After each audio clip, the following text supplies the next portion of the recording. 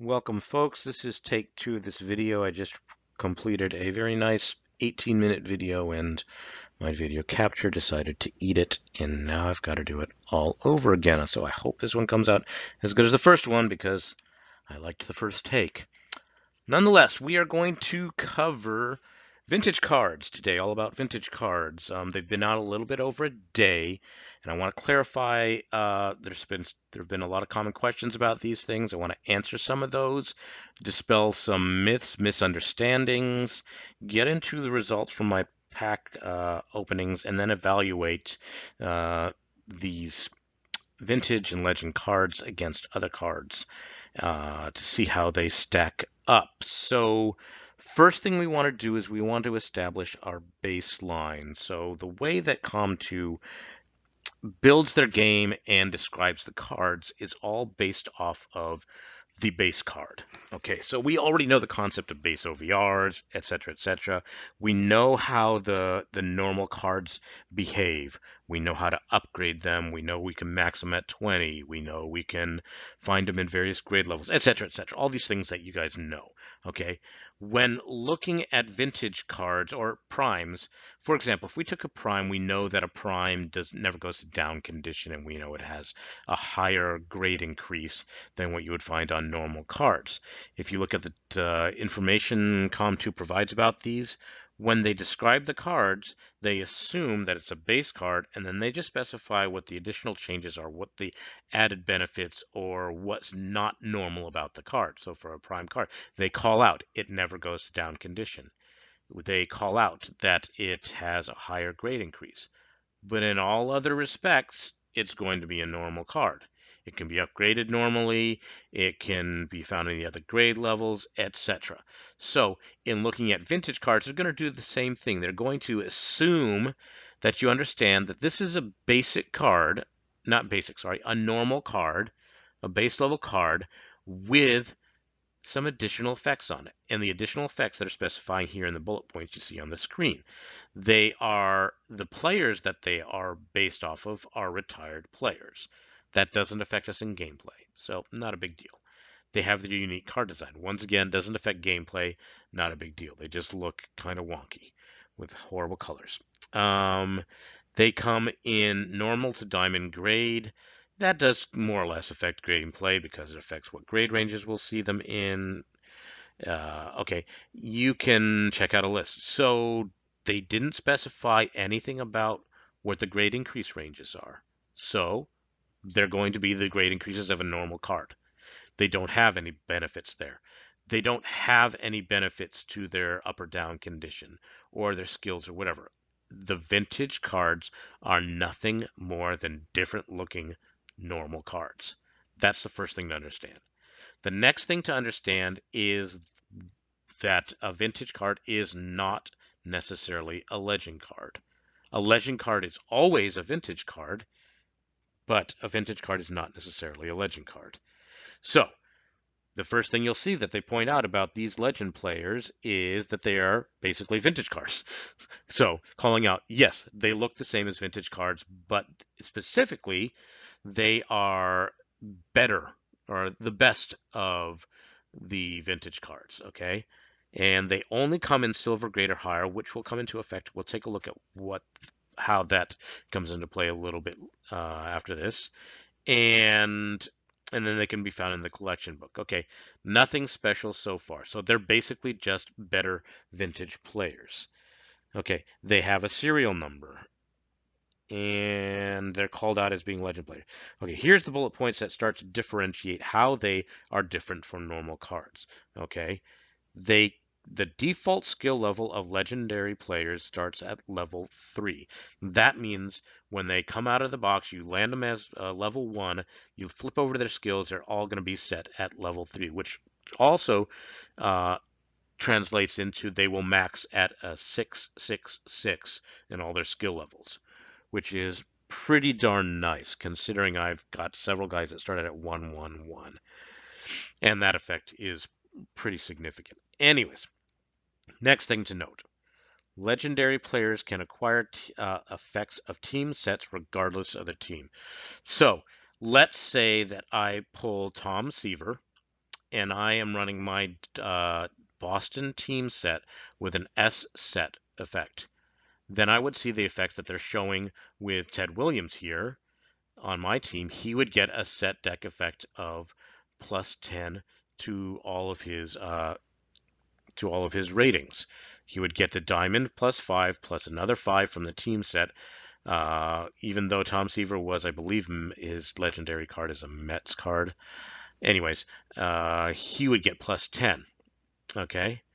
What is not clear in the information that Com2 has provided us is whether or not Tom Seaver would contribute to my team set counts. So consider the non-DH lineup, which consists of 24 players. To get an S set effect in a non-DH roster, you need all 24 players to be, in my case, Boston players. If I introduce Tom Seaver, who is a Mets card, into that, Com2 has not told us if he contributes as a Boston player, meaning, will I now have 23 Boston players with a Met, and therefore my set deck my effect would only be plus 4 now? Or does he actually contribute as a Boston player, and I still maintain my 24 Boston players and my S set deck effect? That's not clear. So I'm hoping somebody who has managed to pull one of the lucky people who has managed to pull this will clarify that for us sometime soon. If anybody knows, post it in the comments, or once I find out, I will post it in the comments. Nonetheless, that is an open question right now. Now, the next common question that comes up is, how does a legend player compare to a signature player? Is he better or worse? And prime players, for that matter.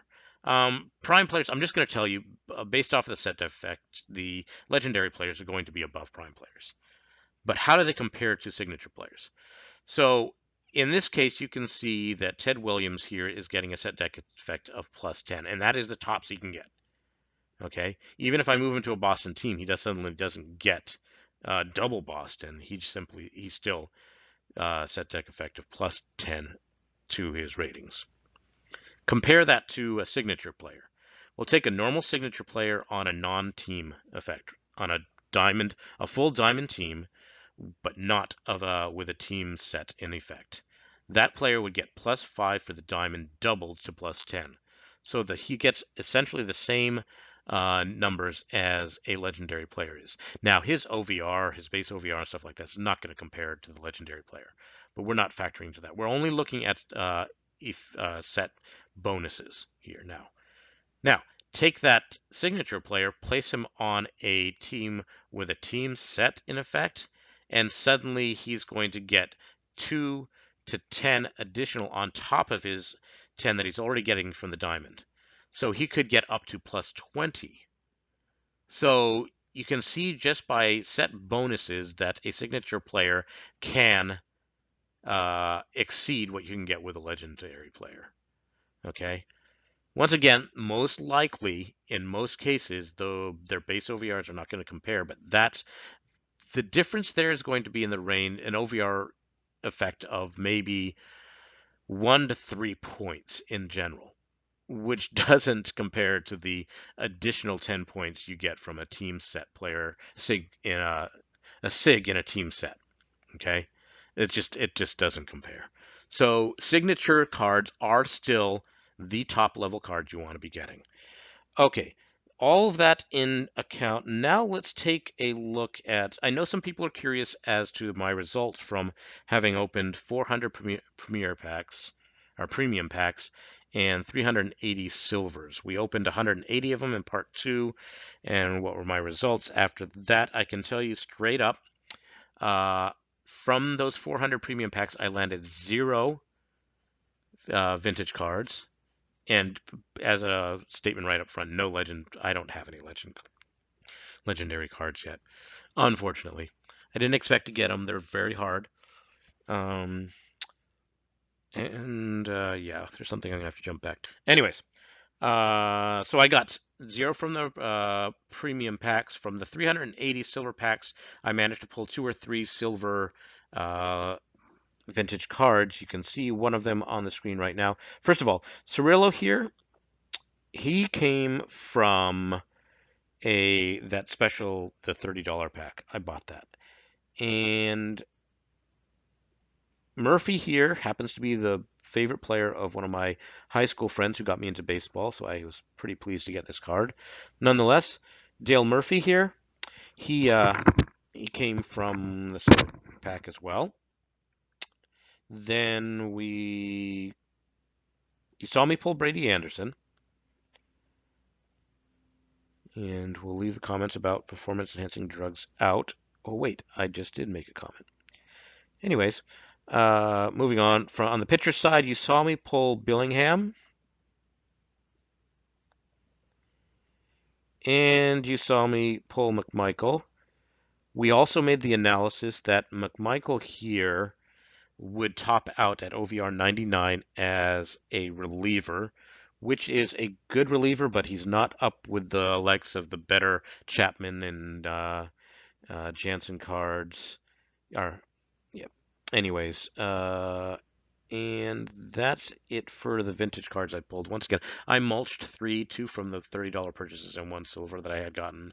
I think it was Tim Wallach from the Montreal Expos, now Washington Nationals. So, and he wasn't that great a card. Okay, so you can see that I got those vintage. I also pulled, let's see, no primes there.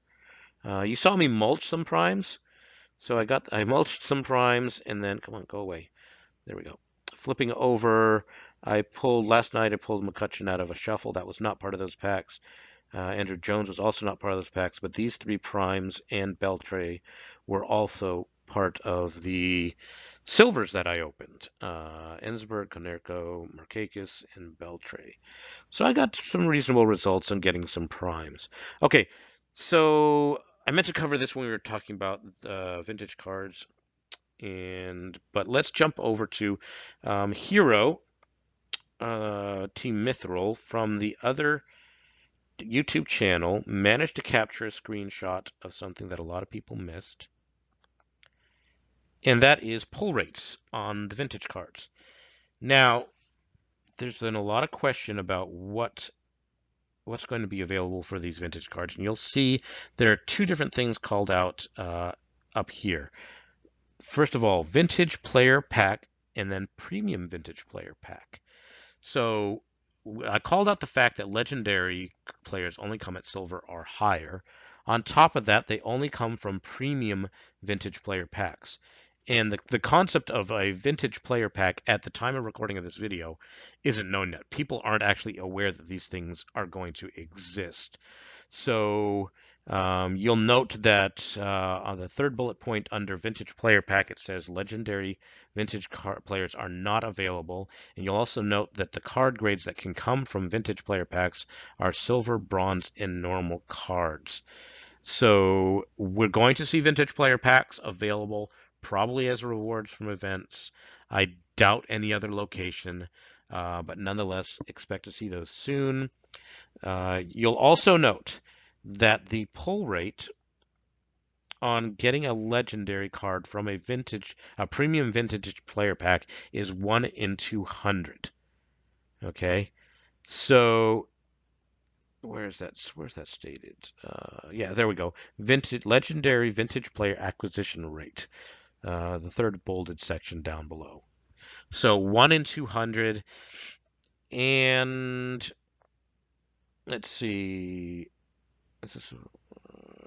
So you don't even know how to interpret that. But nonetheless, so those are our chances of actually seeing those, and the fact that there is another pack that we will be seeing that has vintage players coming from it.